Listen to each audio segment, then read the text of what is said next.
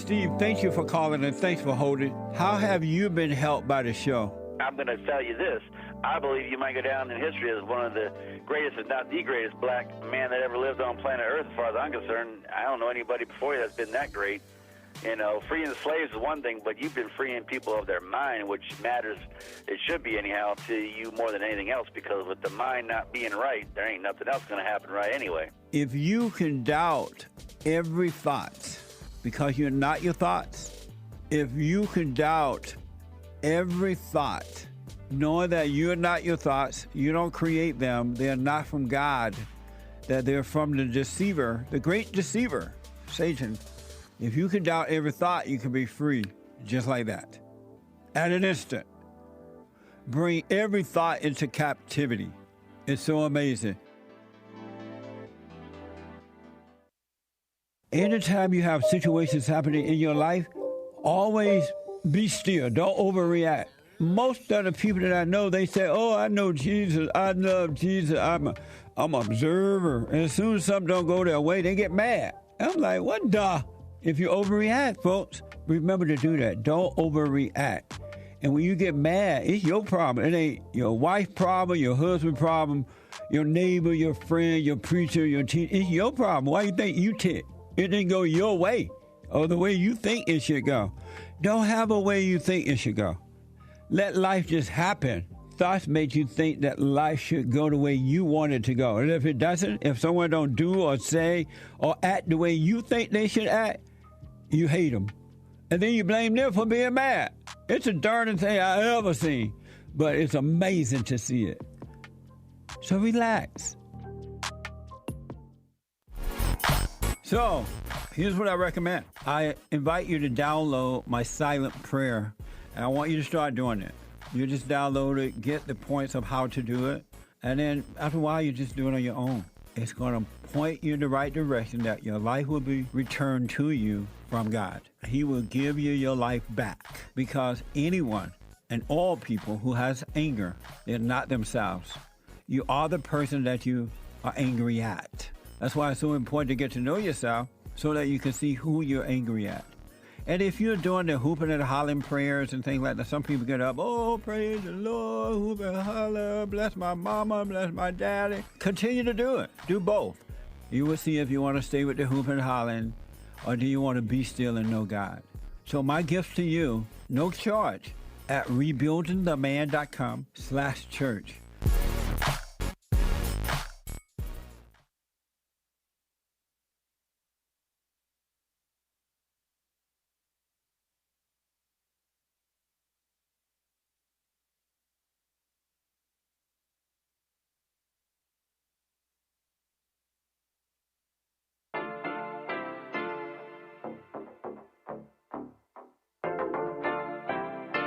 Isn't he Mexican? Colombian. He calls himself American.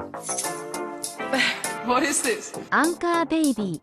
And in this corner, it's the American Anchor Baby. Daddy's home. That's an offensive term. People find that hurtful. You mean it's not politically correct? Excuse me. I'll use the word anchor baby. You know, he's an anchor baby in Canada. Tell him we still rolling with Trump, too. Anchor baby, the whole thing sounds horrific. You're just making it sound like immigrants are these horrific, greedy people. Ustedes pueden aceptar mi negocio o aceptar las consecuencias. Plata o plomo. So you would be considered white, in my opinion. You the blackest one in this room, I think so. And what happened was his mama got pregnant on the other side of the border, and then a few hours before, just before it was time for him to pop out, she jumped across the border and let him fall on American soil. So he became the anchor baby. They don't call him the anchor baby for nothing. Amazing. We like this anchor baby, right?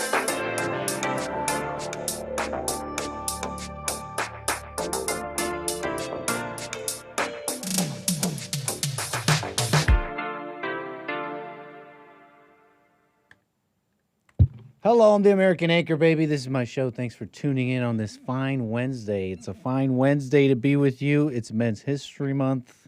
You've had a little bit of a break, and now you're here. You're back, okay? And we got a bit of a show. We got to get into some stuff.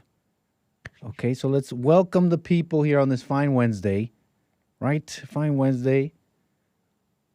Hold on. Am I live? I'm live right now on rumble.com/American Anchor Baby. And of course, here on YouTube, we're welcoming the folks saying hello, a little decorum. Click the like button. Don't be rude. Do I have to berate you every time? Now I feel like your mother. And now it's not funny anymore.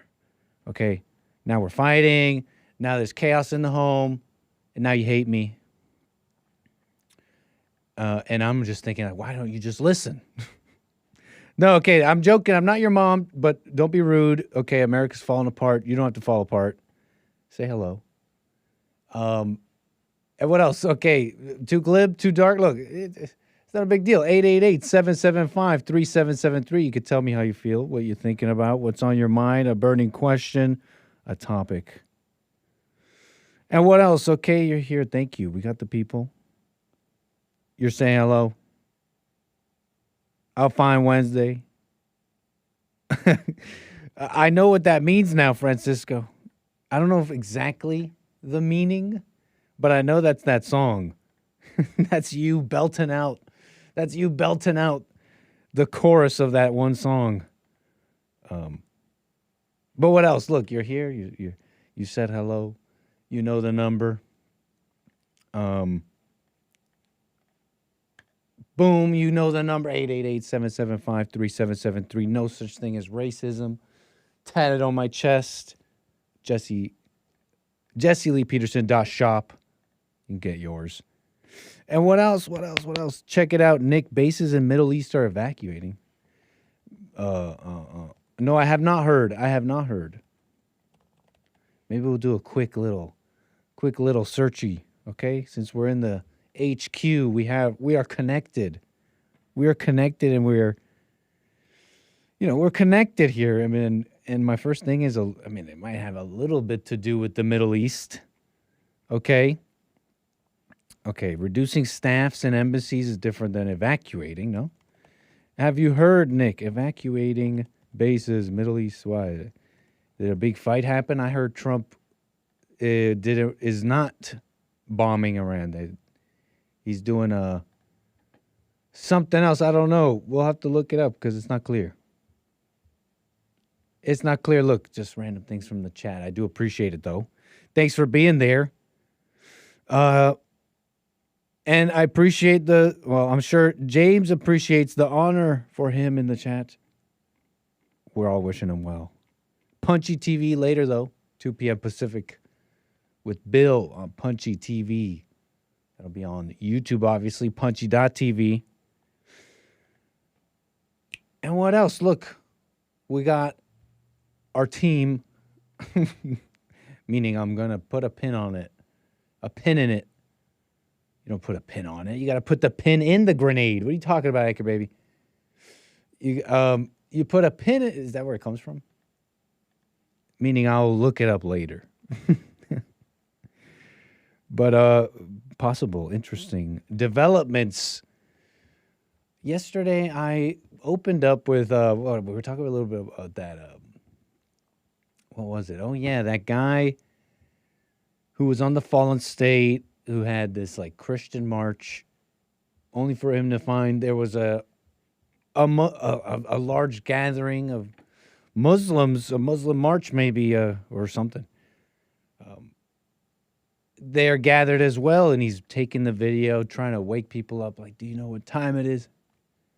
America, Christians, do you know what time it is? It comes from sowing, Nick, so it's not from grenades. It's not from warfare. Put a pin on it. Okay, good thing I was corrected. I was testing Google. To see how foreign. It is correcting me. It's a pin in it.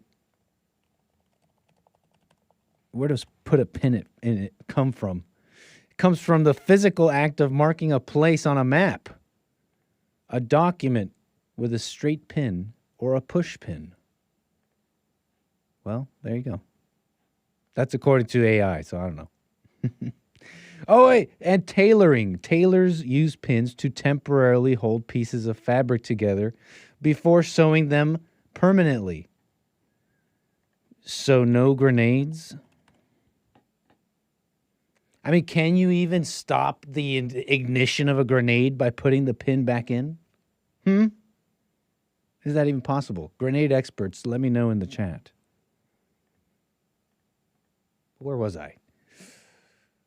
They don't know what time it is. They're trying to tell the Christians. I get distracted easy. You got to understand, okay?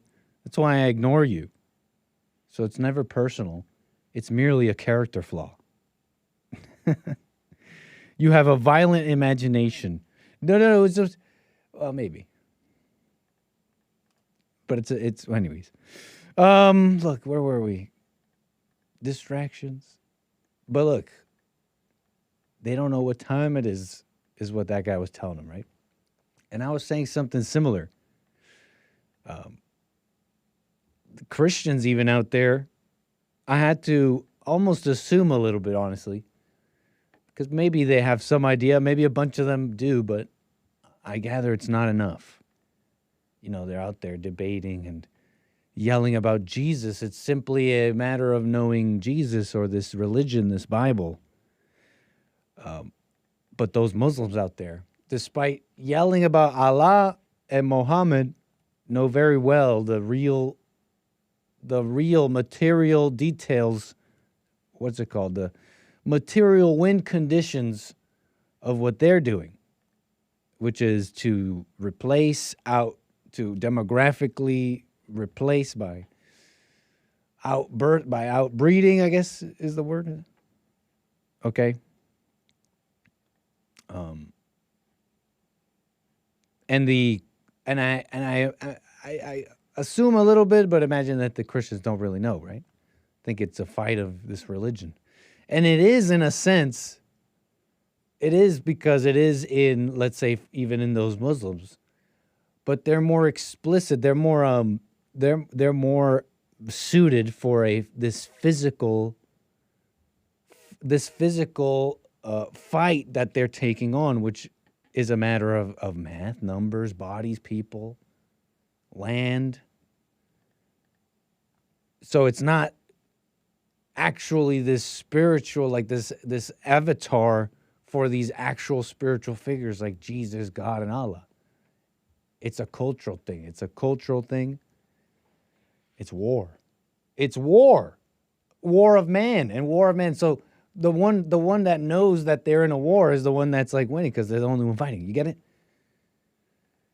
So you've seen some of this DSA socialists, this takeover of the left. They're hiding it, calling it woke 1 was crazy, guys. This is woke 2. We don't need to apologize. In fact, we didn't mean that. We didn't even mean it. In fact, we didn't even mean it. Nick, standard grenades have 2 pins. 1 ring pin, second is the lever pin. However, 10-second delay of fuse allows you enough time to unscrew the top of a grenade. If you ever needed to know, in case you ever found yourself with a grenade or the pin out of it and you've ignited it, whatever. Okay, is Nit muted? No, you're refresh. The person who can't hear me, I'm telling them to refresh. They can't even hear me. Tell them in the chat. Help them out. So back to what I was saying, there's this takeover of the left, right? Super radical. It's like a Trojan horse. They're calling it woke 1.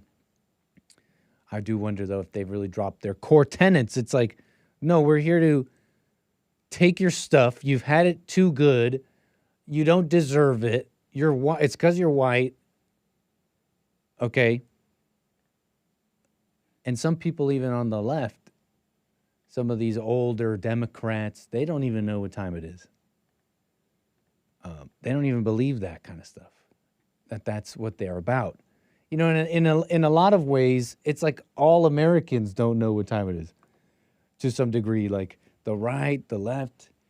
They don't, on the bigger picture, like fighting over these, like, over keeping like a political, like a seat of power in American government, whether it's like a Senate seat, the presidency, or otherwise.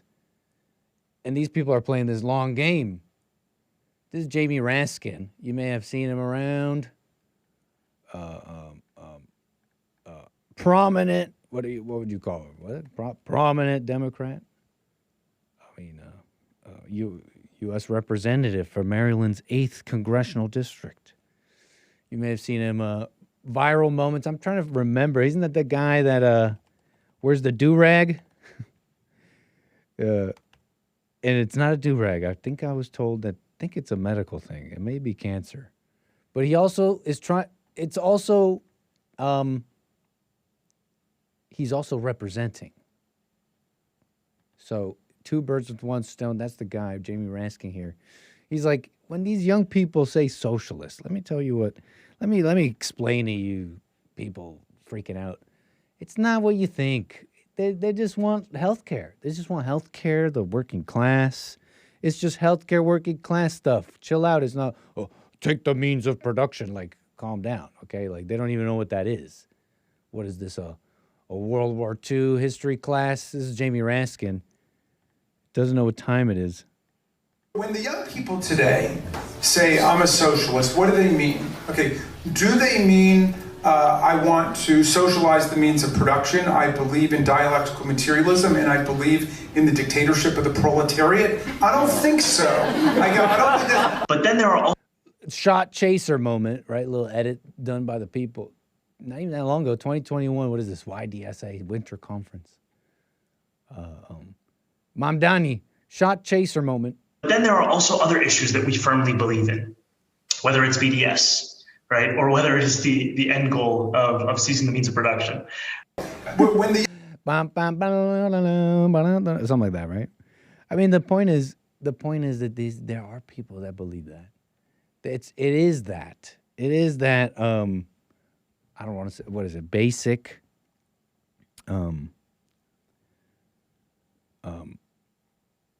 There is no.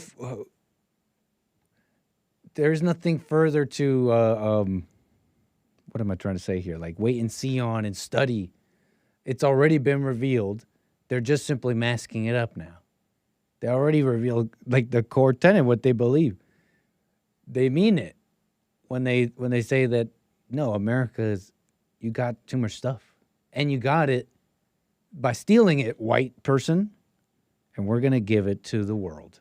And then the world is going to, I don't know, develop into a car-flying utopia that that these white people stopped us from having, and some like really believe that. They just, or it's just like mere resentment. They don't think that far, but on that first aspect, it's real. Okay. Oh, these what do they mean when they want this? Not the working class of the proletariat and the means of production. It's like class. It's like, no, they literally are saying, they literally believe that. And it's all with the core of a resentment, a belief of this resentment that this was all stolen. And that, what does that mean? What's all this stolen? Your way of life. Okay, you get it. We just want health care. So yeah, this the woke one stuff, you know, kind of been talking about it this week. His top aides. Right, woke one. It's a Trojan horse. It's a Trojan horse that they have not stopped thinking any of these things. Weaver said, if you don't believe in the government. I now realize exactly what was happening. He's responding to Bill Maher, commenting on Sia Weaver, who's works with Mandani. I forget what she's doing. She's the director of New York City's mayor's office to protect tenants. This lady, white ladies, really just the women, the most radical,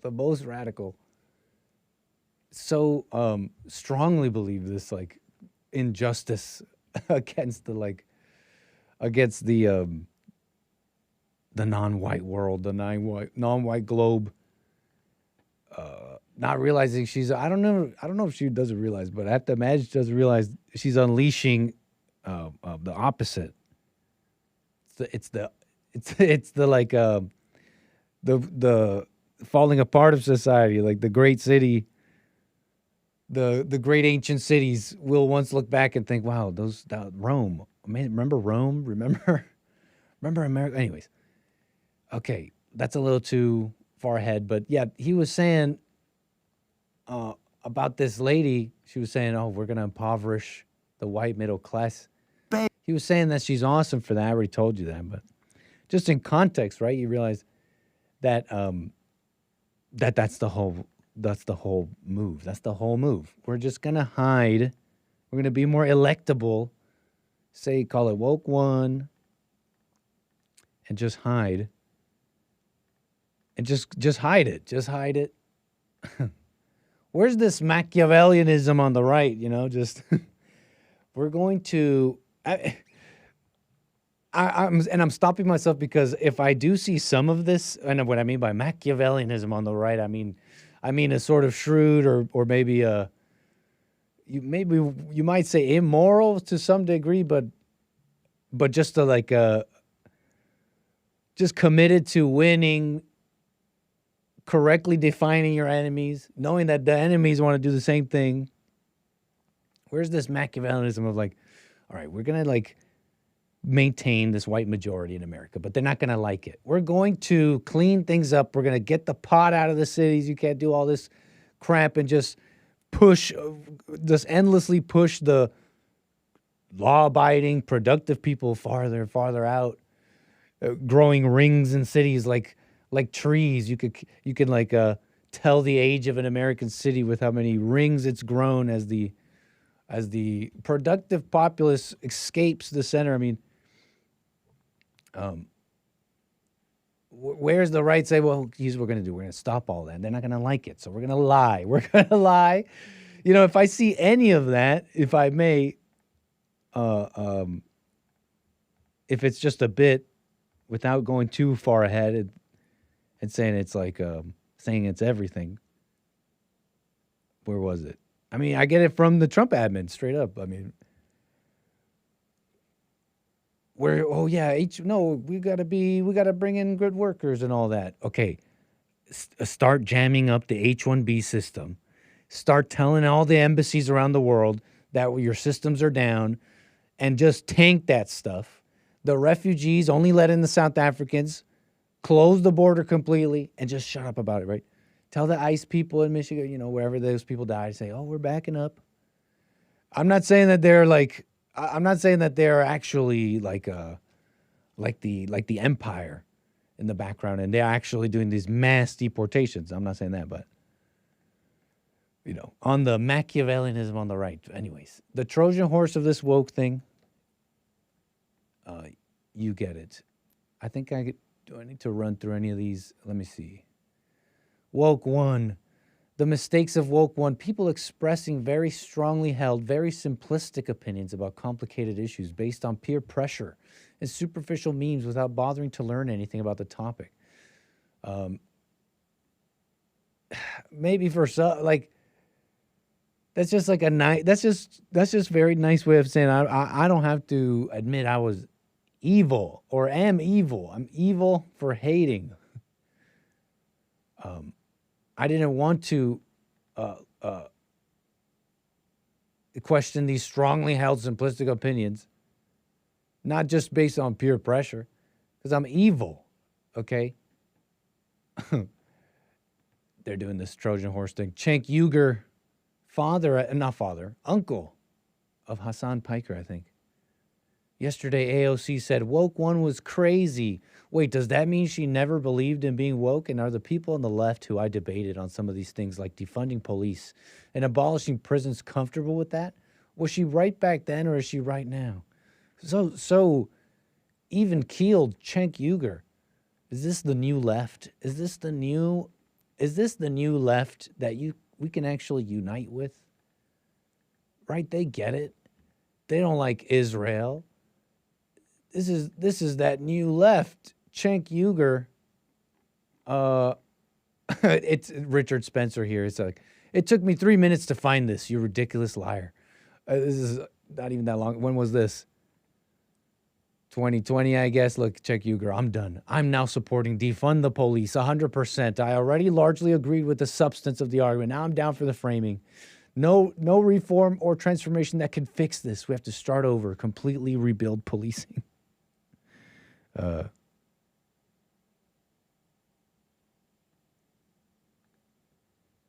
Thank you. So the Trojan horse. A couple more examples on that, but I don't want to go on and on. So yeah, that was that. Woke one sought decent and humane ends, a world where people could work, move, love, and live without molestation. Excuse me, by the powerful who seek to subjugate us. But we erred in impatience. We were simply impatient. Okay, so you get it. The Trojan horse. But here's the thing. Republicans don't really get it. Senate Republicans, with all of this going around and all this rumblings on X. Well, and this discourse being had, they're like, you know what? This is a dunk. We're gonna dunk. We're gonna dunk right now. Senate Republicans, we're gonna take this moment. What's the message we want to give? You know what, guys? Let's get some points here. I mean points. I mean I'm being quite cynical, but look, they're like, what's our message? Let's capitalize on this. Dunk on Hassan Piker, this radical left. And let's call it out, guys. Right? All right. What do we got? Compilation of Hassan Piker being the real racist, hating black people. Right, guys? This guy hates black people. And so they put out this video, and I'm going to try my best to stop his swearing. Okay, it's unbleeped. Bambinos, cover your ears. A lot of F-bombs. I'm going to do my best to try and proactively mute it. And then we'll get to calls. Thanks, 888-775-3773. I'm going to try and proactively mute the video. He's going to swear. And he's talking about black people. Look at him talking about black people. I don't give a fuck what people care about. Oh, black people care about this. Black people care about that. Like, shut the fuck. That's not how politics works. Oh, well, Hassan, how dare you? Like it or not, black people care about you. It's like, it's such a stupid stance. Any other black folk want to engage in radical activist language in this fucking chat? Oh, suck my fucking cock. Yes, dude. It's because I'm racist. That's why. It's because I'm racist. Go back to a better time when lynchings were happening.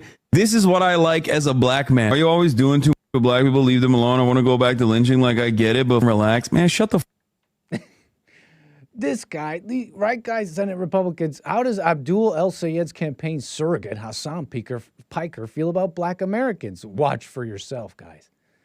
Look, I don't want to hate black Americans. That's not the point here. There's no justification in hating black Americans, okay? But, I mean, 90% of this was what, like sarcasm? Sarcasm? He's just fighting with chatters or something over some ideological, something obviously out of context. This was mostly sarcastic. Who's this convincing? Who's this convincing anything? If anything, this told me even further that there is no difference between, I guess maybe I'll try and be a little bit more specific. The establishment, I guess, Republicans, really this Republican machine at large. But I'm kind of mean further. I'm trying to say here that the country is the same in a sense. Okay, let me try again. Essentially,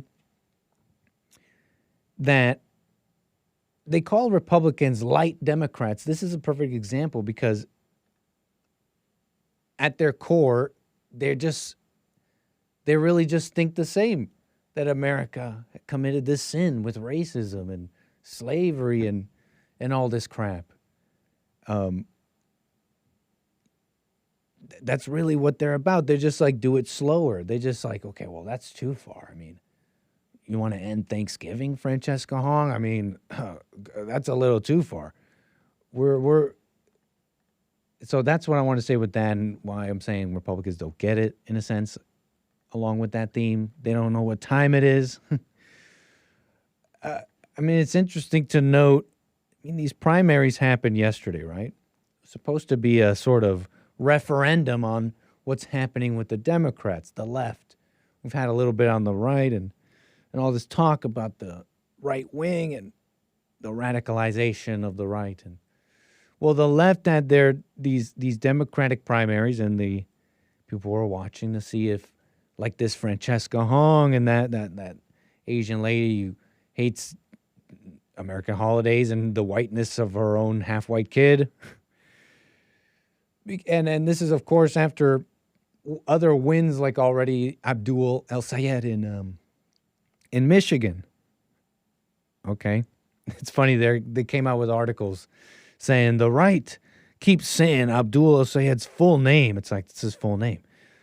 But they keep saying Abdul Rahman, what's his name? Abdullah Rahman something. They're saying that just to point out he's not white. And I wonder what the Republicans will respond. Like, no, how dare you? How dare you? I, in fact, hosted XYZ foreign person, event, holiday. I married one, you know what I'm saying? Like, I just wonder, right? And it's interesting to note what actually happened. I mean, they say that a progressive, what was it? They say that Francesca Hong lost in Wisconsin. Now, a progressive won somewhere else, I forget. Francesca Hong lost, actually. These articles are coming out. They're like, this is the limits of the left, the limits of the left. And I guess what I'm trying to say here now is just interesting to note the demographics of Wisconsin and Michigan, just to compare the two. You got Michigan, you got 5.97 million people in Wisconsin, 10.13. Michigan is nearly twice as large. Wisconsin is whiter and more homogeneous. Just a fact. Michigan has a substantially larger black population in Michigan. That's where El Sayed won, right? You also know about Dearborn, Michigan, and the very heavy Muslim concentration there. And other things that are nearly identical. You know, I'm not saying that that's everything, but that's like a factor, like a massive factor, not a little one.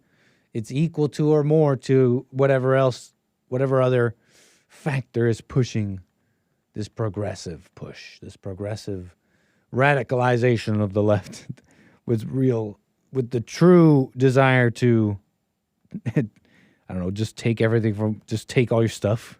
You don't deserve it. You stealer. So what else about that? I want to get to calls. Look, that's just what's going on. That's the facts. What else about this?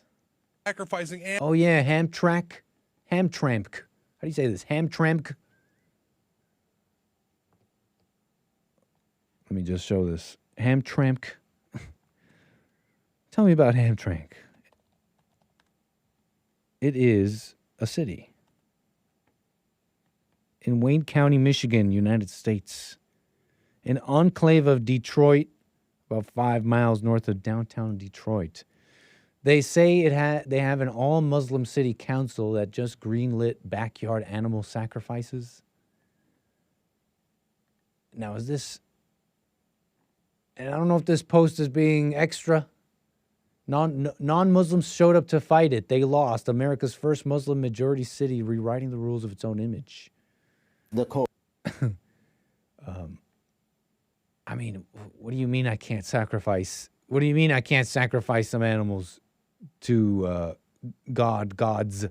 Debates raged on for at least 3 hours at Hamtramck City Hall over the new ordinance of sacrificing animals. Really ridiculous, catastrophic resolution. If it's not passed, then we are ready to take it to the court for the religious rights, because it is constitution. This was the second debate of the new ordinance, and there was a crowd outside of the City Hall chambers filling out cards to speak, and they were watching it on closed-circuit TV. No, it's not safe or sane or humane, because basements or kitchens or backyards are not suitable places for live animal slaughter. What a culture clash. Many people, including Muslim residents, were against it, citing sanitary concerns if the animals are sacrificed in a home and not in a sterile environment, especially in the tight-knit neighborhoods of Hamtramck. Debates raged. Can we get some video of them?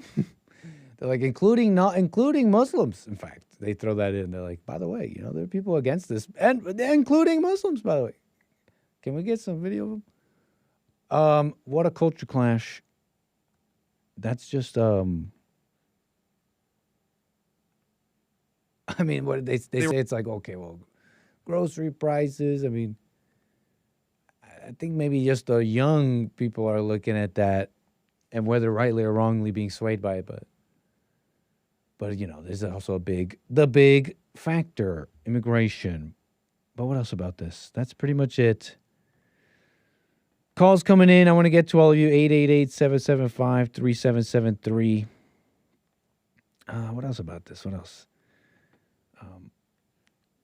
The Republicans don't get it. I think that's all I had to this thing. Yeah. Okay, so enough of that.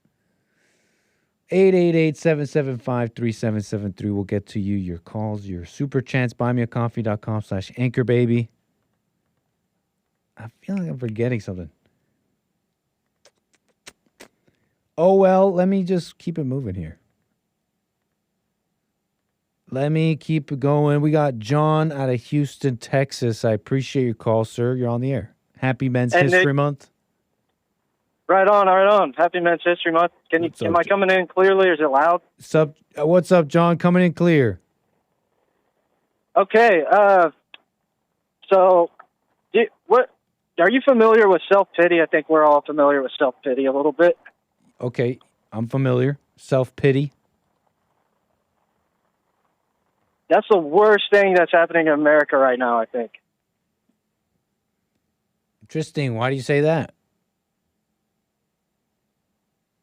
I just see it where the people my age and your age, you know, around 30 and younger, it's like if they don't have like a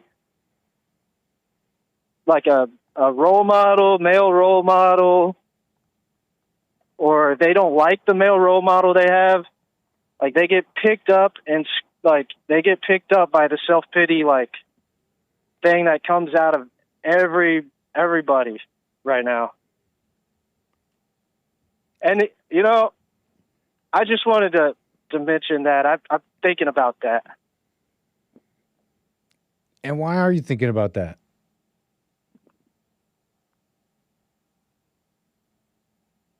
Because I was watching I was watching something, maybe, but I was watching Larry Elder take on Hassan Piker in a debate. Did you see that? It was like 2 days ago. Is that old, or is that something recent? It's like 2 days. Yeah, it was on the news. It was just 2 days ago. Oh, really? Yeah, it was amazing. Hassan Piker was just coming out of, like, nowhere with, like, well, they're over here on this side of the... They were talking about illegal immigrants, of course. And Hassan Piker was coming out of nowhere with, like, this, well, they're human beings. They're human beings, and we need to house them, and we need to take care of them. And he wanted to, like, also, he was saying about the private housing industry, the private housing industry. He was saying that we need to take that down, take that apart. And Larry Elder, not Larry David, was coming up against him because just giving houses to homeless people and stuff will, like, de-incentivize that trade. So that was the interesting part. Yeah, it's just healthcare, guys. It's just healthcare. It's just healthcare and housing for the working class and white genocide. Yeah, it's just it's just emotional ploys. Emotional Trojan horse. That's such a burden because we have this self-pity, and now we have this burden, and we're not dealing with the self-pity. And the self-pity is already a burden. And it's we need real men role models. But that's such a good point, man. Yeah. During Men's History Month, that's such a good point. Self-pity is like toxic, and for those unaware, you spread it. Actually, you spread it around. You're what you're thinking and feeling, for even sure. if you don't even say it, even if you don't necessarily say it or act out in the anger and fear you feel necessarily, you're emanating it. Well, I'll leave you with this, and then I'm going to get off because I'm on my way to eat some burgers, get my protein. But Sweet. And my calories. I'm watching that stuff now. It took me forever for that stuff to click. I didn't understand anything about that. But Are you trying to gain weight, lose weight? I don't know. I'm just watching it. I'm just watching it and seeing how it works for my body, particularly. True. But I was gonna say, like, there was this guy. I saw this video of this guy at a Dearborn Muslim-only rally, and he was protesting, and he was saying, "Jesus is king." And they came and attacked him because he was using a microphone, or I guess he was being annoying, but they came and started punching him, attacking him. He had to leave. And I was thinking, there's people that go around, and he had every right to do that because it was a public sidewalk. So he had every right to practice his free speech. And so the Muslims, I don't know if it was moral or immoral or whatever, but was it they Jake could Lang? be sued. What? Was it that Jake Lang guy who was like running into a car and they're punching him even though the cops are right there? Those Muslims could be sued. And that's what I would do. And then I would give the money to like a Jewish charity. Like to just stick it to them? Just because like I don't know what I would do with the money. I don't know if it's moral or not to keep the money from. Well, no, it'd be yours because it would be yours because you sued them and won. And then if you wanted to give it to a charity, give it to the one that you believe is most effective.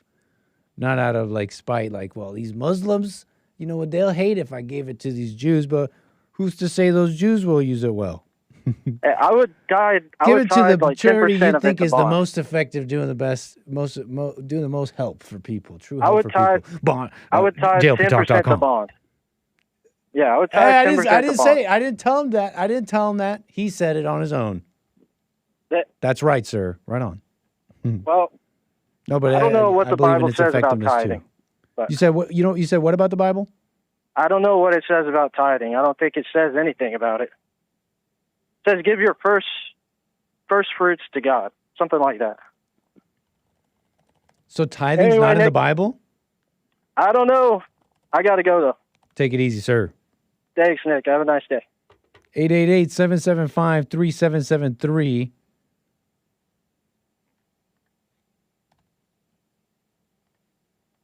What does the Bible say about tithing? I mean, I don't know why I'm looking it up.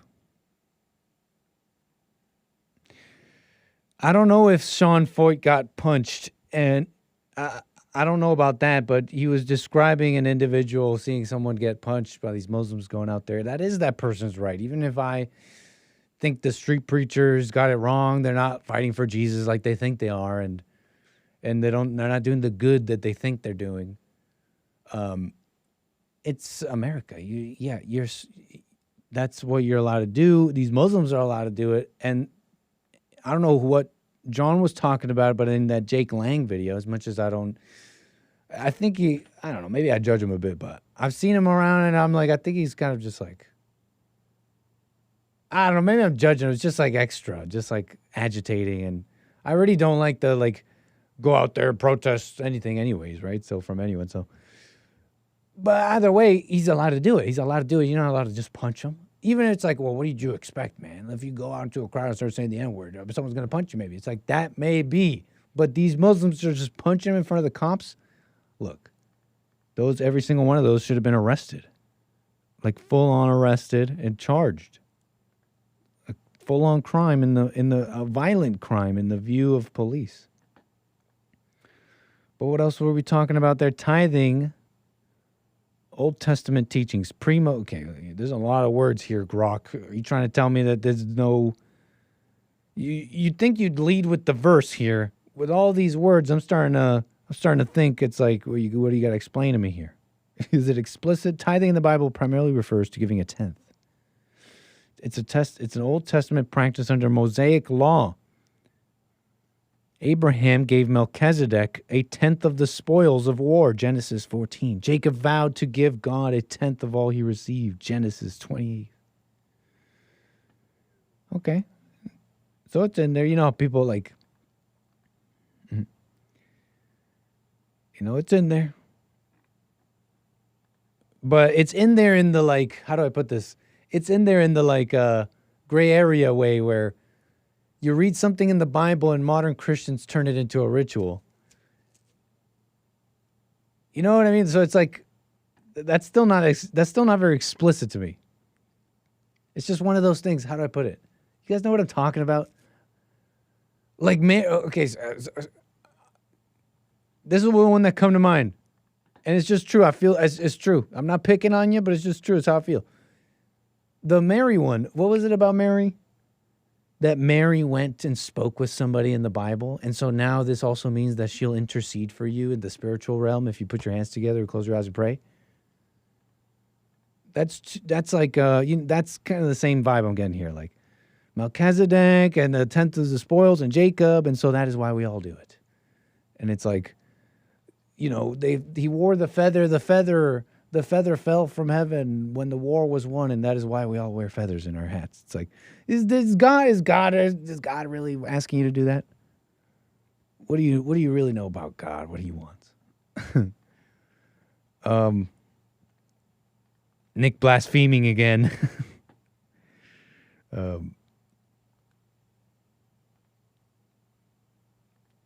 All right, where was I? We got calls 888-775-3773.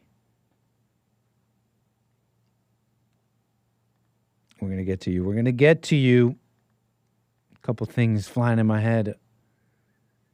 It's like I want to say it, but I don't know what I'm trying to say. I'm trying to remember. I think it was connected to what we were first talking about.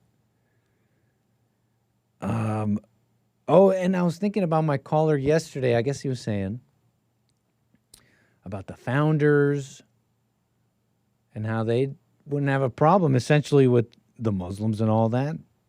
It was, man, I can't remember. It doesn't matter. Here, I'll show you this and then run right back to the calls. August 10th was Monday. And every August 10th, I see little rumblings of the Sky King. You might remember the Sky King.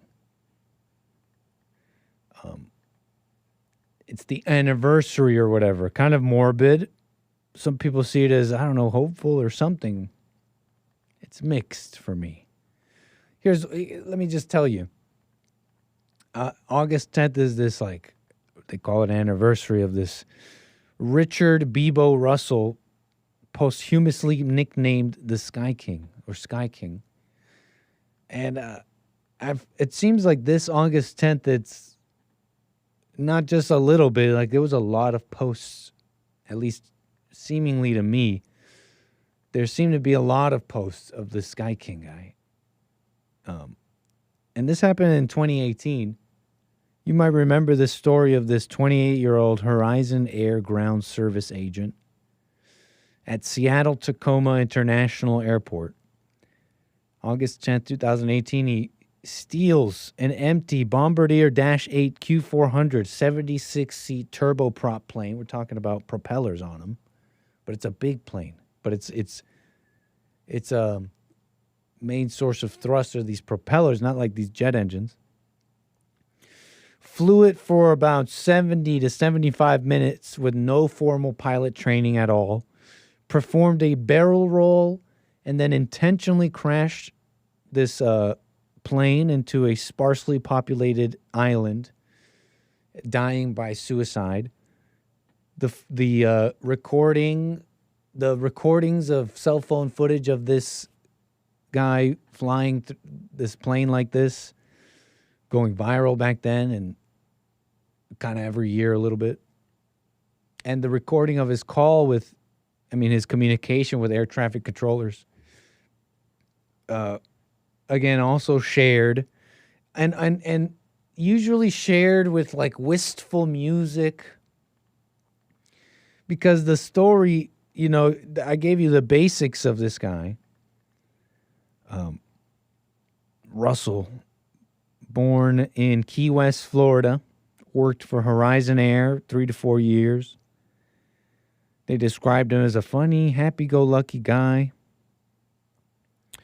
And in this like footage, in this recording of his call with ATC, he's like, I guess I'm kind of a nutty guy. I didn't know it till now. Got a few screws loose, and I did something bad. ATC's like, so are you telling me you hijacked a plane? Yeah, I'm sorry. He's telling them I'm sorry. How he's going to just joyride this for a little bit and then probably end it. Kind of an ominous foreshadowing of his impending suicide. And he would, and so anyways, they share this thing. They shared it a lot this year. That's why I'm even bringing it up. Honestly, I think back when I first talked about it, James, when he talked about it, a much better report on this. Not trying to rehash the whole thing. It's just they're feeling particularly wistful this year. Oh, sorry, not this one. And I just don't feel exactly the same way. They're touched by his story and this man who I don't know, just his quiet desperation speaks to many men. Is the kind of the story, and his quiet many men feel like this. It's touching. This is a touching edit, and they're touched by the story. They point out this one part where he says, he's asking ATC, if I land this thing, you think I could get a job? And air traffic control is like, yeah, I mean, if you could do this, you could probably do anything. And he's like, yeah, right. No, they wouldn't. I'm a white guy. And, that part's real deep to people. Like, yeah, it's true. This is the story of white people. This is the story of young men and maybe even further white people. It's just the disenfranchised. This guy could have been a pilot. He did a barrel roll, a very difficult move, and he's never had any training. And meanwhile, they had him, doing maintenance stuff. While, they gave H-1Bs, these H-1B jobs to these Indians. They probably have these Indians flying these planes, man, right? Right now the story's forming. Now the resentment's forming. You see it, right? That's kind of what I get from this. And they share it with the M83 song. What's that? That M83 song, like, falling through you. 449, are you not supposed to be on that aircraft? Yeah. I did a kind of a bad thing, kind of a selfish thing. But it's all good. I'm going to go check out Rainier. Yeah, 449, so you hijacked the plane is what you're saying? Yeah, I'm afraid I did.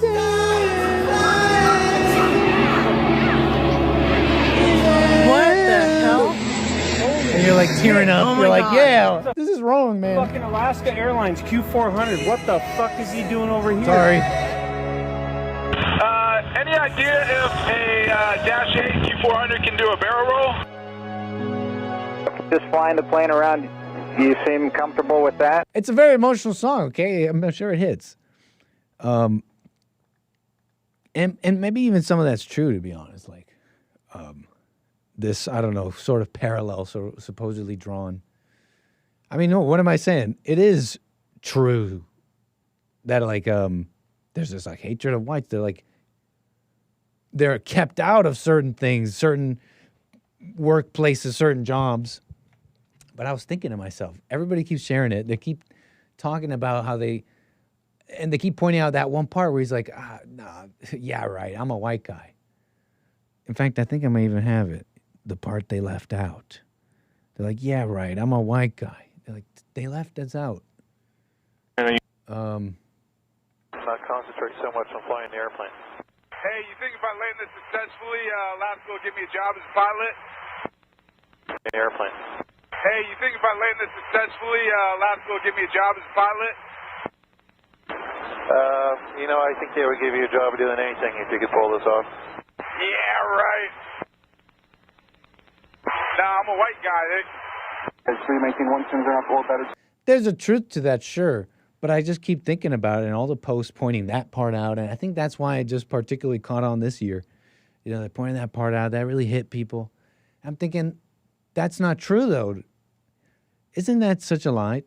Even in this America, this diverse America, with white people getting kept out, article after article, even leftists coming out saying, well, no, I mean, you should see how journalism is. It's They had newsrooms that said no white people. Even in this America, are you going to tell me that Richard Bebo, if he really, really wanted to, he's just clocking in every day at his shift doing this maintenance stuff. That's not piloting, right? He's doing a different job. You're telling me if you just really wanted to, he's like, you know what? I want to be a pilot. I think I can do it. I want to do it. You're telling me he couldn't? Besides, like, actually going through the process and then, like, being denied because you, like, are terrible. Like, instructors are scared. Like, this person should never touch a plane ever with passengers. Barring that, even in this diverse America, you tell me there was no way for him? I personally wouldn't believe it. I wouldn't believe it. And such thinking is evil and pernicious. It's in fact part of this decay that those people are watching with wistfully thinking, man, this is so wrong. What happened to us, to America, to white people? That reaction to that video is part of that decay, that destruction. That's the same spirit. You're telling me you couldn't get up and walk, become a pilot, get money, do what you got to do? Maybe you can't have what they had in the previous generations. Don't you know that a single income used to be able to buy you a home? All right. That's I'm not saying that sucks actually. But it's like that for everybody, right? Like the war, like America changed. It's like, how do I put that? It's like it's a different playing field. You could play it in that. Or you could lament endlessly. Or you could play the new playing field. And the new playing field is not like what some of these people were saying, like a true, like, I don't know, a total oppression, a complete and total oppression of every single white person. Like, there's wiggle room, and that's that same wiggle room that, I don't know, a future man and people would exploit to save their civilization. Okay? So, yeah, Sky King, they're all wistful about it, and I don't feel the same way. As true as some things might be, isn't that like that depression, that falling into darkness that you're kind of what's it called? Romanticizing here? You're putting on the goth clothes thinking you're cool with this. No. That's death. That's death. 888-775-3773, Mark out of Florida. Basically, too, connect that too with Men's History Month. And, it's got that angle, too. Okay, folks? Mark out of Florida, man. I appreciate your call. You're on the air. Hey, Nick. How you doing? All is well, sir. Thank you for taking my call. I was just kind of drifting off and saw it. I'm not sure which one to... Well, I picked up on... you made a comment of what's going to help Republicans kind of wake up. And then I think you said something... Well, it triggered a thought to me.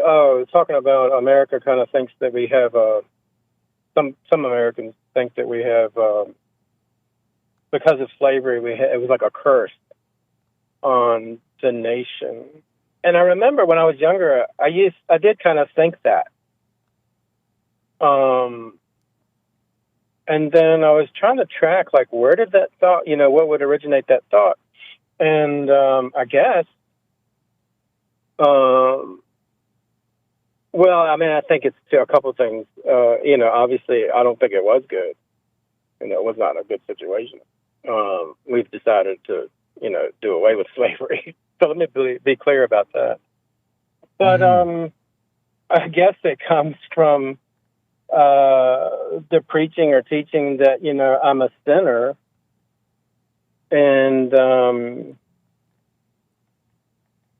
if I'm always telling myself, well, that I'm a sinner, then I've always got like just an underlying guilty, I don't know, like a sponge. It's just ready to soak something up. It's ready to just like say, yeah, you did that. You were a part of that. So when fake news or whatever the media has, bombarded us with, absolutely bombarded us with the black man is so down because of slavery, I think that for me internally, even though I grew up, my only friends were black. I love black people.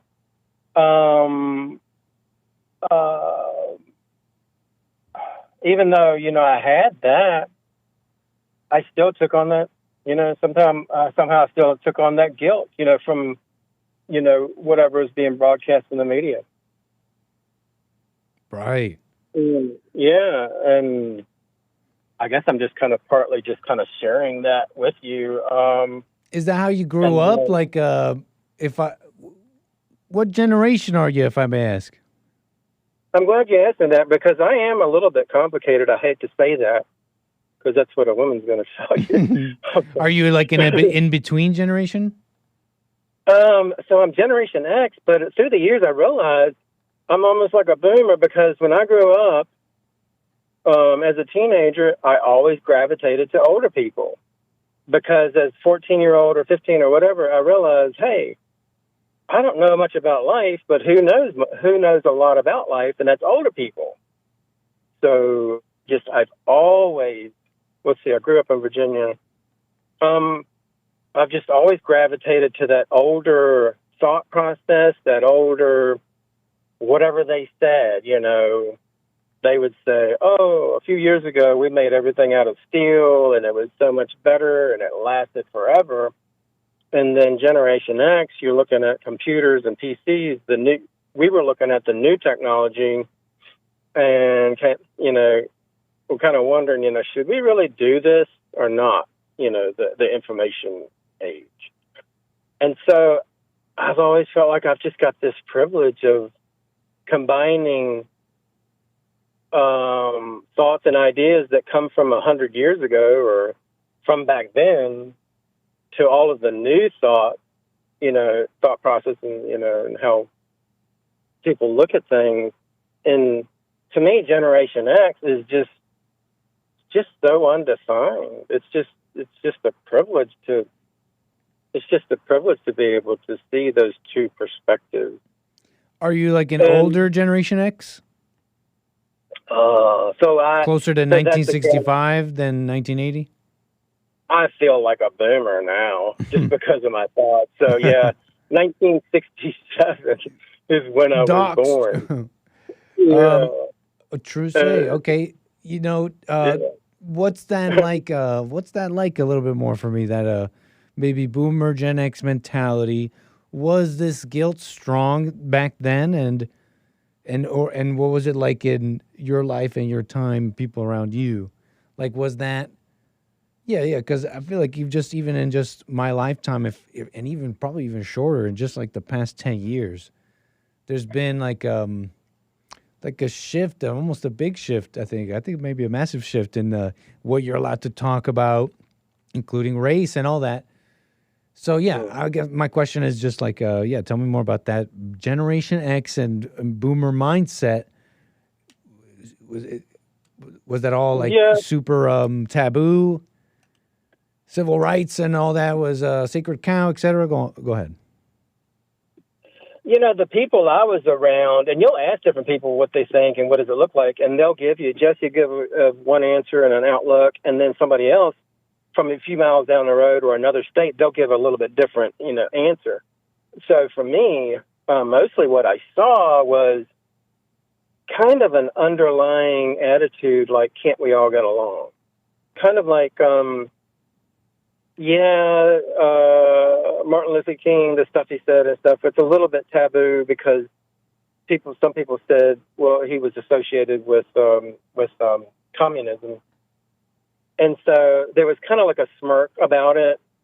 But then there was a whole lot of acceptance that I don't think people really, really don't understand. That Generation X had these different categories. We had these new people, they had these old people, we had pop culture, we had old country music culture, I was country when country wasn't cool. We had the rock music, we had, these different, schools of thoughts or whatever. But to what I saw is that we could be very forgiving and that, one day you could be into country music, and the next day, you know, they'd mix it with rock music or they mixed it with rap music. So I don't know if we were like the coolest people from the 80s and then getting into the 90s. So, but as far as race, I mean, the general idea was like, you know, hey, we just want to get along, you know, and so that's just because I have to, and I say that because you've got to go to work, you've got to work with other people. I don't want to be tripping. I mean, I don't want to be, you know, talk about, you know, you just don't really, it's just uncomfortable. Just maximize, just maximize social gelling. So don't bring up things and let's all get along. Just generally, I mean, you run into, to me, the race, to me, when you watch those old shows like the Jeffersons or stuff like that, I just get the idea that, well, black people are so down and they're so repressed and everything, and it sticks in your head. And I think a part of me is like, well, yeah, sure, let's give them some money, or they'll give them something, you know. They need something. If you go by a Harlem or a ghetto or something like that, you know, it looks pretty rough. And so I think the idea has been a lot of, you know, well, this doesn't look like you're doing so good, so here you go. But it's just, you know, and in the 90s, black and white people got along a whole lot better. Got along a lot better. And what makes you say that? It just was. Because I'm living now. I don't know. Because I guess right in comparison to now. Yeah. I don't know how much that says about back then. It just means it just says it's got way worse. Now, where I was at, so then again, I'll have to be geographically specific. Black people got along a whole lot better. We didn't have all that craziness going on.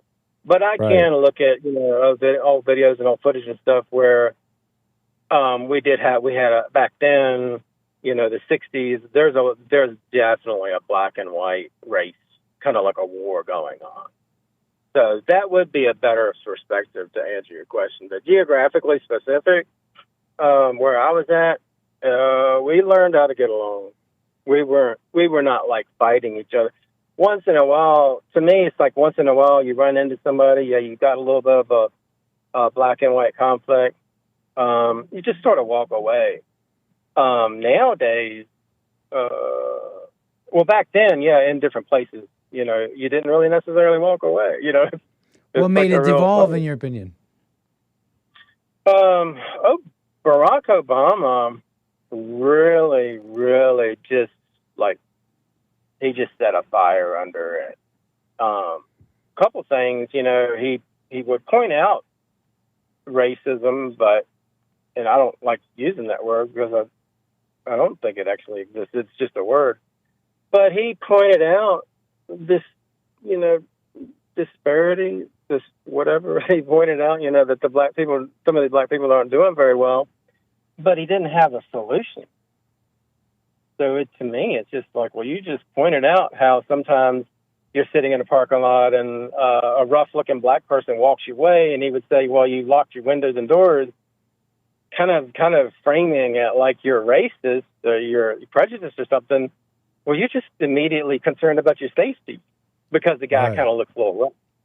You know, and so that main stage, you know, that platform that Barack Hussein had, Obama had, just tells everybody, like, yep, feel a little bit guilty.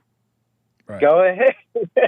Go ahead. You can feel a little bit guilty, you know, because you wanted to be safe while you're sitting in your car. Didn't that partly help Barack Obama get elected? I heard that some of that existed amongst, you know, white people, kind of both sides, and really just people in general. Like, well, it's time. You know, it's time. Sorry, blacks, you can have a president or something like that. Yeah, I mean, there's some white people and there's some black people that are, I'd have to say prejudiced. I'd have to say, well, they don't like each other.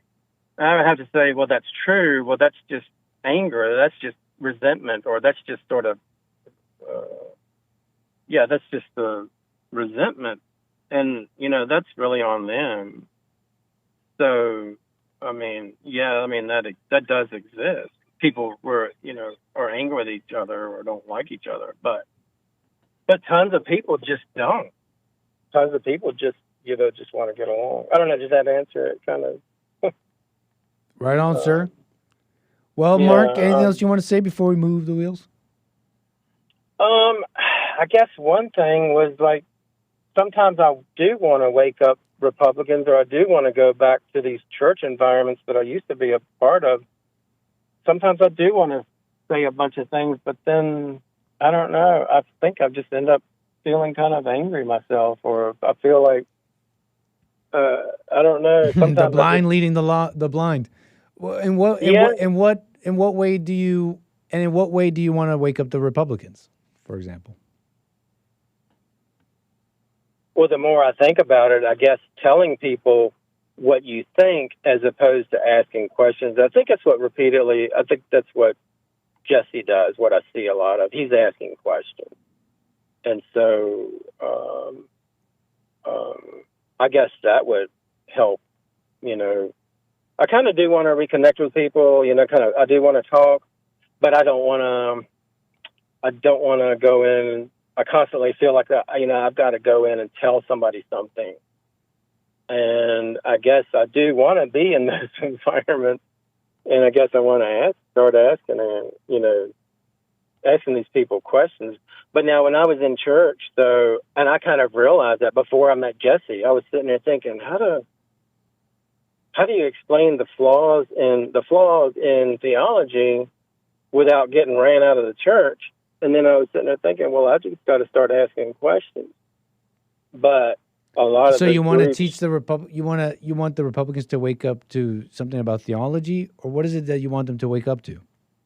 Yeah, I've had that argument in my head since I was a teenager, but I never knew how to really get it across. And I guess asking questions is a much better way than to be more forceful. Does that make any sense? Not so much, because I'm following what you're saying, but the question is like, what is it that you want to wake the Republicans up to? So if I went to my old church environment and I said, even just to say that theology is made up by man, if I said that and I project that, I know they're just going to come back at me with some type of, I don't know, the Trinity, or what's this? Oh, right. They're going to come back with this. Yeah, they're going to come back with the history of be a useless theology. Conversation. Yeah, and so it's going to be an aggressive conversation. So I guess the better thing to do would be to ask. I guess at that time I would like to ask questions. Why don't these theologies match up? Why does one person, I don't know, just throw out a name, Calvin or something? Why does this one great theologian say that this, and this is the right way, and then there's 5 other theologians that say something different, and then what I experience in church, like everybody's trying to tell you how to get to heaven or live right, and on paper they don't agree with each other.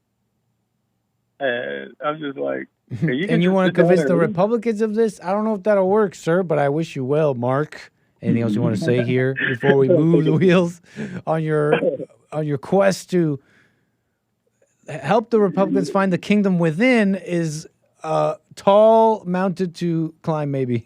But Mark, exactly. Appreciate your call, man.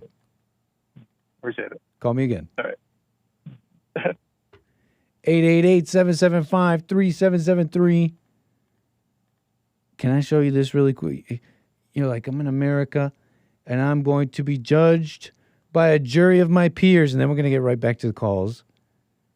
You're like, I am in America, okay? People are like, they're like, there's like a mob. There's like a mob. They're like, you're a criminal. You're a criminal. And you're like, hold on. Not only am I an American in America, but an American in America. deserves a jury of your peers, right? Something like that. Where is my jury of peers, mob? And then you can be protected by our system. And justice may prevail.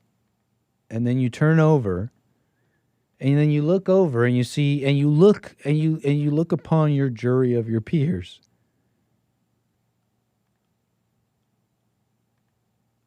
And then you're like, what? This is the jury of my peers?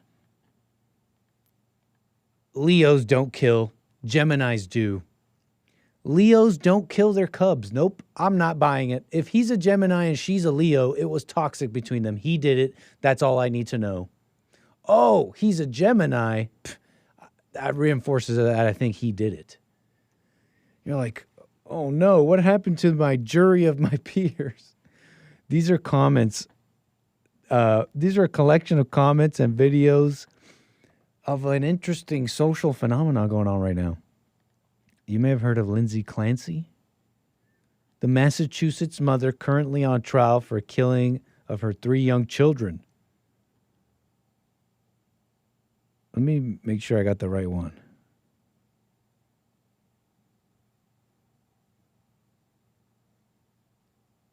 Strangled. Yes. Okay, this is it.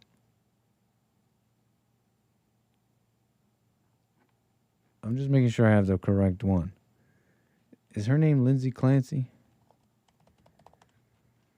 Yeah, Lindsay Clancy, the trial of this woman accused of killing 3 young children. Okay. Lindsay Marie Clancy. You may have heard of the story. When her husband was out,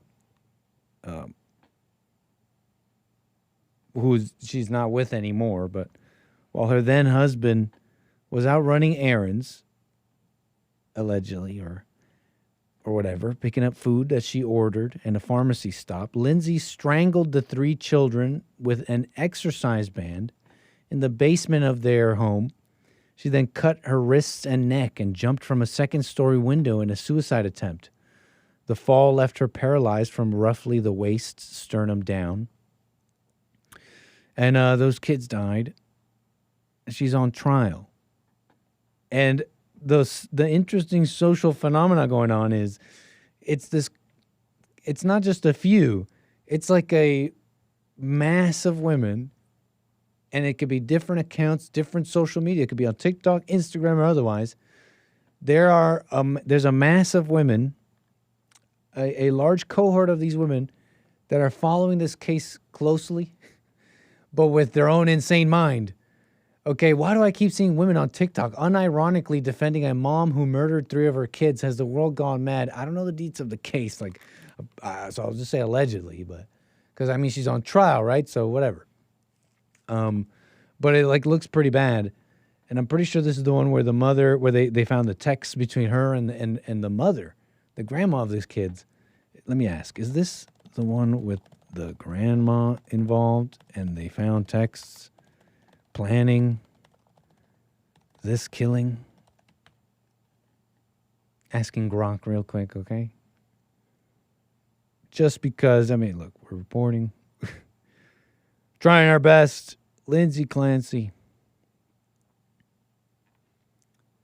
No, this is not the one with the grandmother.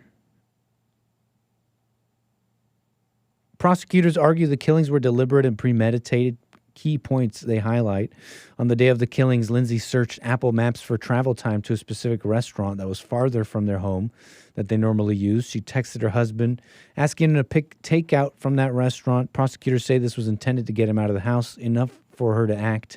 She took their daughter Cora to a pediatrician appointment that morning with nothing unusual noted. That's when prosecutors allege that she committed these acts. Okay, so she's on trial. These are the comments from the women. I want to become a lawyer to defend women like Lindsay Clancy. You wonder, it's like, what have they gathered here? What is their criteria, their lawyerly criteria that they've gathered here to defend her? It's not clear. It's not in the comments. It's not anywhere.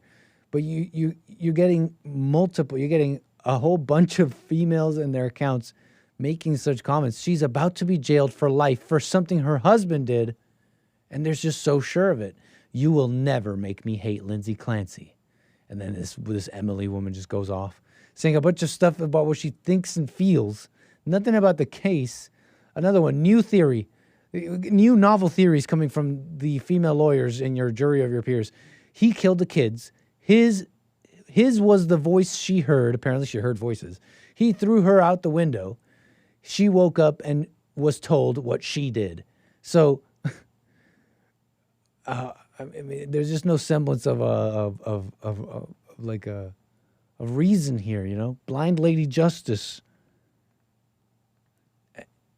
And so it's just an interesting phenomenon because it's like they're on different platforms, and they're all acting the same way with just like describing how they feel. He's a Gemini. This man came home to all 3 of his babies strangled. Okay, that's the story, right? And this is what they're posting. They post this still image of him, I don't know, looking like this. There are thousands of women triggered. The reason? Because those are the eyes of a covert narcissist. And we've all looked into those eyes before. Right, ladies? I'm sorry, this like strong woman music.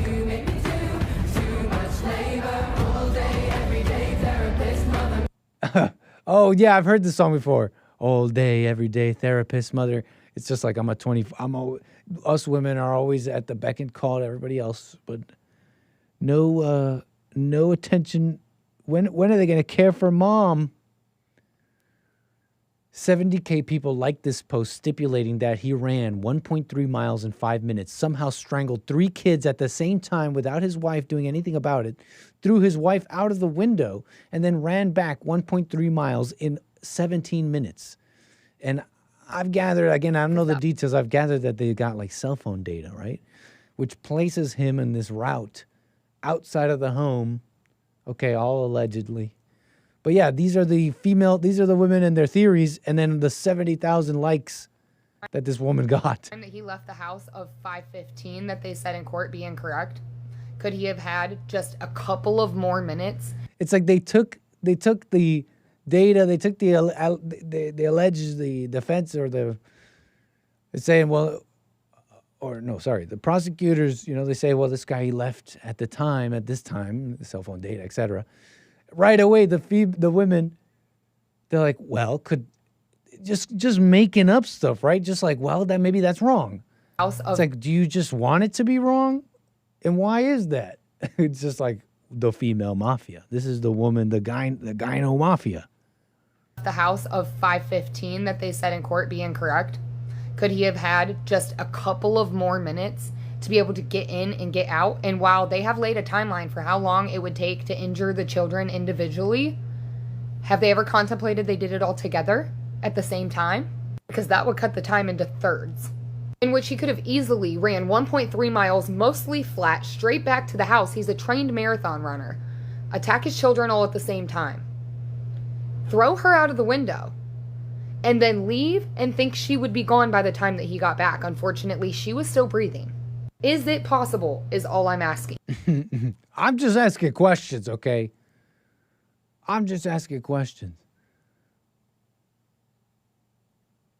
The worst part is there's now a widespread conspiracy that her then husband actually murdered his children, tried to kill her, then convinced her that she was the one who did it. Most of this evidence they're compiling against this guy is made up. Other people commenting on this. But yeah, there's a sizable cohort following this story on all the social medias. Man. Oh yeah, and then this one. Leos don't kill, Geminis do. Leos don't kill their cubs. Nope, not buying it.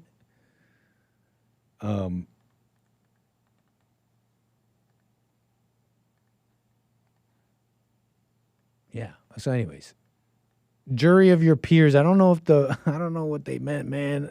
I think they meant men. I think they meant just men. White men of good character. Well, no, Nick, that's just the Immigration Act. You're getting your wires crossed. I wish we could talk to one of them. It's like, wait, guys, look, we debated these different religions and stuff, but the women running stuff, no. We all agreed on that. Big no.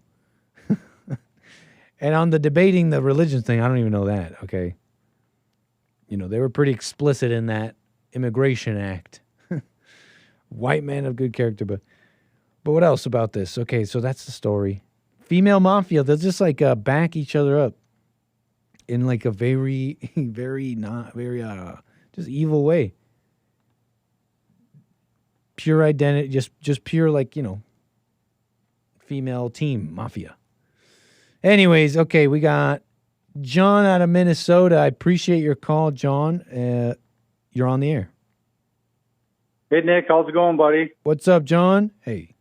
Hey, I just got a quick question for you. Sure. This is something I've been waiting to go across the air for a while, and I've never heard about it. But my question is, what brought you to Jesse Lee, and what got you to join his show in the movement?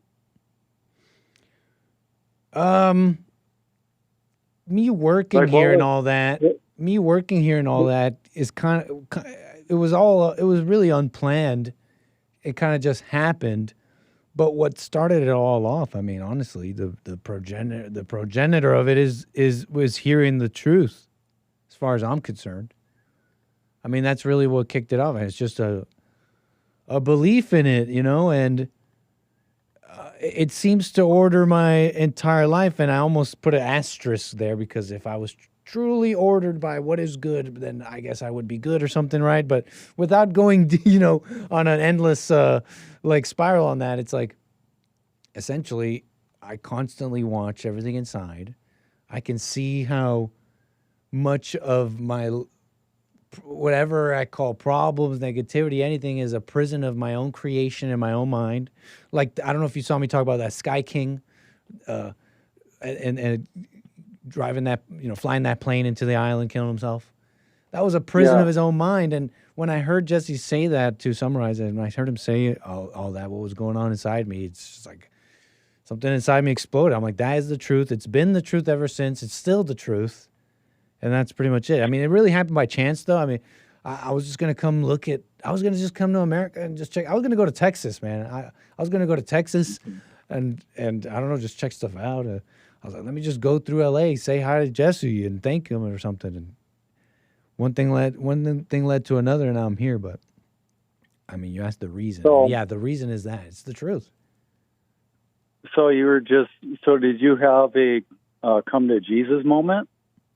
I don't know, but I guess, but did something? What do you mean by that? Something in your life where you were like, you're at the end of your straw, or was it just coincidence? Because I don't believe in coincidences, man. I mean, were you living? No, it wasn't like the end of my straw. I think I'm understanding you on that part. I don't know what you mean by the second part, but it wasn't anything like that. I found Jesus at the bottom of a glass in prison or something like that. Like, no, my life. I mean, honestly, I was working and I had friends. I mean, everything was like normal in a sense. Everything was normal in a sense. It's just, I happened to hear Jesse, and I was like, that's just true. I don't care what anybody says. That's just true. That's just it. It was just true, and it made me examine myself. I didn't really know what I didn't know how lost we all are in a sense, really, truly. So I didn't really know. Right. So, but no, it wasn't like at the bottom of a glass, like in despair. But yet, I didn't know the despair I was in, and that we all are in the deep despair. I really didn't know. But I was fine. I was fine. I really just heard Jesse, right? I really just heard him, and I was like, well, that's true. Like a bunch of other things I see and just hear, and I'm like, that's just true. That's just a fact. That's 2 + 2. You're just a young man living up in Canada, and you heard Jesse on the JLP talk show, and you decided to swing in and see him. Yeah, there's some time. There's some years in between. There's some years of listening, and there's some more time. But yeah, essentially, I happened to hear him, and I'm like, and I didn't deny that it was. I just knew it was true. I just knew it was true. What he was saying. How did that how did that all transpire? So you just showed up at the JLP, you just showed up there at his yeah, I showed up at a men's forum. I just showed up at a men's forum, and I'm like, what's up? So how did that inspire? Like, what was your conversation with Jesse? When, at the men's forum when I got there? Yeah, like it was just like, hello? I mean, I What can't did really Jesse tell you. say? You got to be at the men's forum. I know what I'm saying? Come on, man. You can't. I know. You're not the first one to say, come on, man. What, are you trying to get me kicked out of men's forum? No, but it was no, not. It's not like it it. wasn't this like magical. Like it wasn't like this magical thing. Like I said, hello. I introduced myself as a first time comer to this men's forum, like most newcomers do at the men's forum, and then we went on and we spoke, and there was no fanfare. I was just another guy at this men's forum. Sure. Yeah.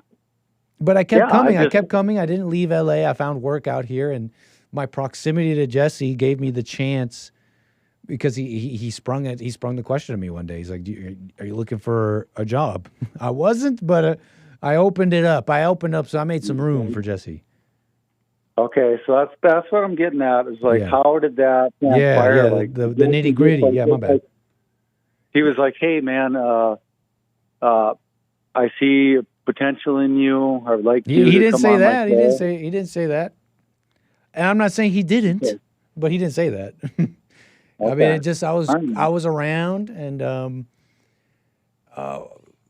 Kelly put in a good word for me. That's really the progenitor. You really got to change. You got to really think. You got to thank Kelly. Really, Kelly's really the MVP. She's really the GOAT. She's really my GOAT. If you really ask, if you have any question about this, that's the answer. Kelly is really the GOAT here. The previous Fallen. She was a Fallen State producer. She used to be the producer for the Fallen State, and she put in a good word for me. If we really get down to brass tacks, that's the nitty gritty right there. I mean, that's why Jesse asked me. That's why Jesse offered me a job. Can I tell you about my coming to Christ story real quick and how it led me to Jesse? Sure. So, and I've spoken to you and Jesse many times, but I took a leap of faith and bought this huge farm and out in the country. And, when I was younger, I always asked God to just give me a little piece of property out in the middle of nowhere and to clean up and, to just have some peace in my life. And doors always open. And this door opened. And one spring, and this was probably about 4 or 5 years ago, I was standing on the hillside overlooking the lake, and it was, 30 degrees out. The snow was starting to melt. And I was really going through some stuff, man. I was conflicted. And I kept hearing footsteps in the snow. And I'd turn around, and nothing was there. And I'd go back to praying, and I'd hear the footsteps in the snow. I turned around again. And the third time I heard footsteps in the snow, and it came up behind me, and I felt a presence on my shoulder. And it put me down on my knees. And I feel like that was my Christ moment. And I believe Christ whispered in my ear what I need to hear. And at that time, I wasn't taking care of myself. I was drinking a lot and doing things I shouldn't have been doing. And I believe that it was Christ, and he told me, start taking care of yourself. Stop doing the things that are damaging your life. And after that, I started listening to Jesse Lee, and it just all made sense. My whole life from, when I'm 48 years old, man, and my whole life made sense. Everything I was doing, as soon as I heard Jesse Lee talking about stabs on his Sunday church service, everything clicked. It just made sense.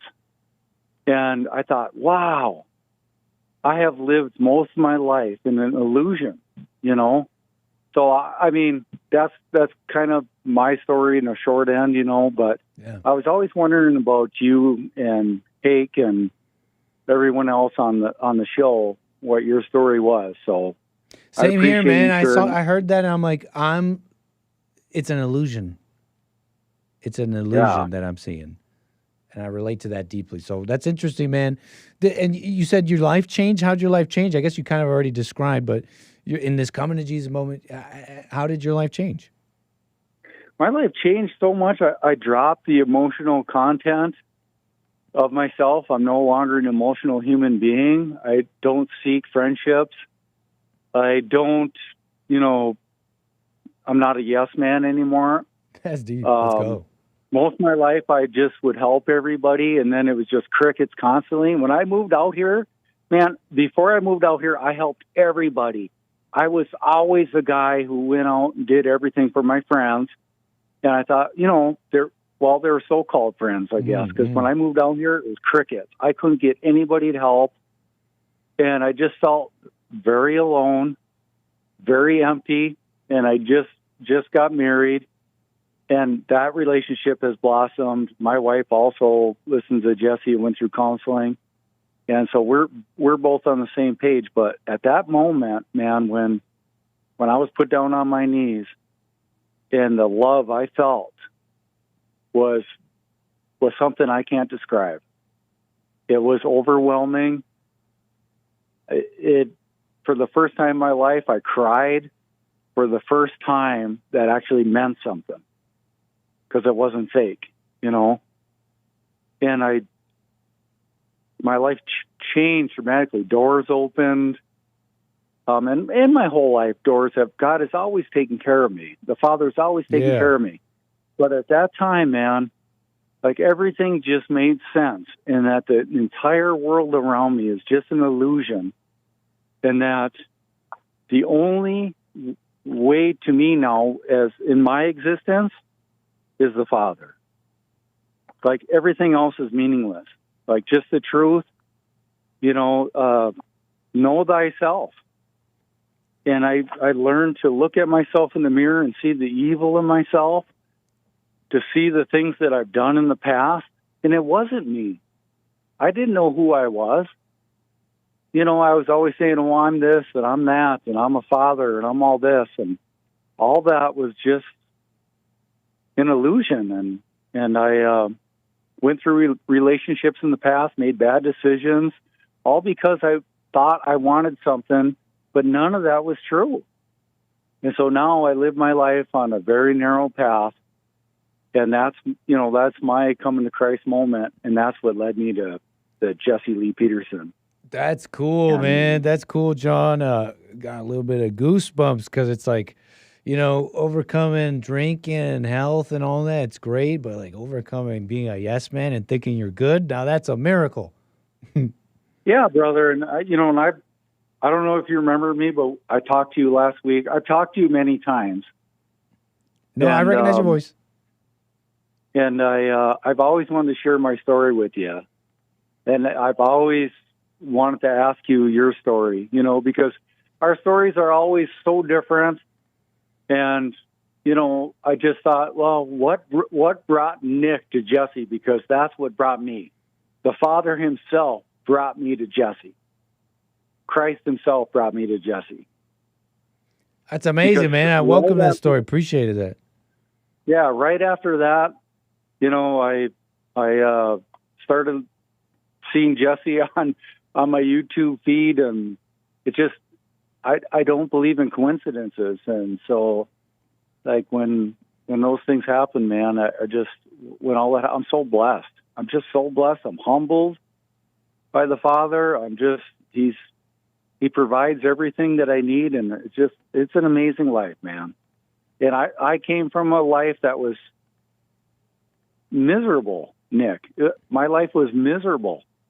I was always waking up every morning feeling sick in my stomach and not taking care of myself, always giving my energy out to everybody who came across me, thinking that was how you gain friendships. And what I realize is that human beings are evil, and I have evil inside of me. And as soon as I recognize that evil inside of me, I could see it in others, and everything came to light. So right I just wanted to share John. that with you. Yeah. That's cool to hear, man. Happy Men's History Month. Happy Men's You know what I'm History saying? Month, brother. Yeah, that's Men's History Month. Absolutely, brother. Yeah,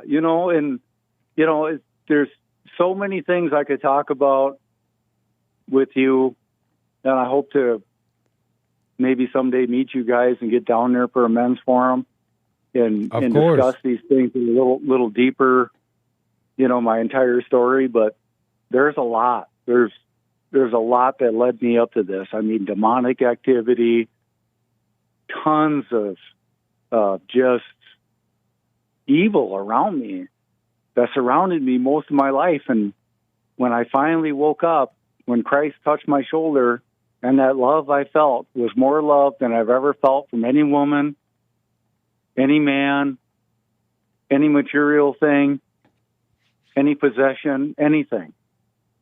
And I'm so thankful, and I just wanted to share that with you. I'm glad to hear it, John. I appreciate that, sir. Can you call me again? I will. Take it easy, John. I will for sure. Thank you, Nick. 888-775-3773. Going to keep going with these calls. Happy Men's History Month. Let me see here. Let's keep going with the calls. We're almost done here. Right at the end of the show, we'll do some super chats, and then we'll go. But we got Maze, lovely Maze out of Dayton, Ohio. Nice to hear from you, Maze. Happy Men's History Month. Hello, Nick. How are you today? You say that again? How are you today? I'm doing well. Thank you, Maze. Well, that's a great thing that you're doing well. So I have a question. Okay. If all men are created equal, why everybody don't get equal treatment under the law in America? Because you say that again. Under the law, under America. In America. Sorry, that got more specific. Way more specific than I thought you were going. I thought you were going. Like Obama was president. Nobody, just like they up in the uproar since that man been gone, had a problem with it. Him being president. It didn't say one race could be president. It should be all races should get opportunity to sit up in that White House. Slow down, though. I feel like you're mixing up a few things here. No, I'm telling you where I'm going. You listen to everybody else's song. I'm getting ready to give you mine. So then you hear people they need to give black people something. You don't need to give black people things. If you go do your history and see what was done and taken away from them, what you trying to say you need to give back what they had? Because all black people did not grow up poor, and they didn't grow up without anything. They grew up with stuff and it got taken away from them. So maybe it's these people that you hear them say that, you say, well, think about it, and then you want to know how old they are and where they came from out of the era. It's like if your grandfather was a Klansman, you sit there, watched him, and he taught you to be like him, and the Klan is still alive and well. They're not dead. But you want to end up like see Peter gone and all of those things that surround that caused the problem. You want that to be, people want that to be gone, but the Klans can stay. So if you grew up in the Klan, what did they teach you? That's what I want to know. Amazing. It's a little confusing because it feels like you're crossing some wires I'm not here. Finished. I'm gonna tell you your problem. Is one race supposed to rule the world or rule the country, or should he put all of us here?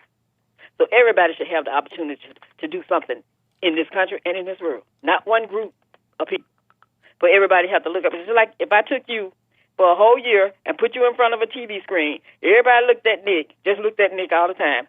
What do you think they're going to think about Nick? Just only you, nobody else, just you. They'd believe every word I say. Just believe every word you say. Maybe, I don't know.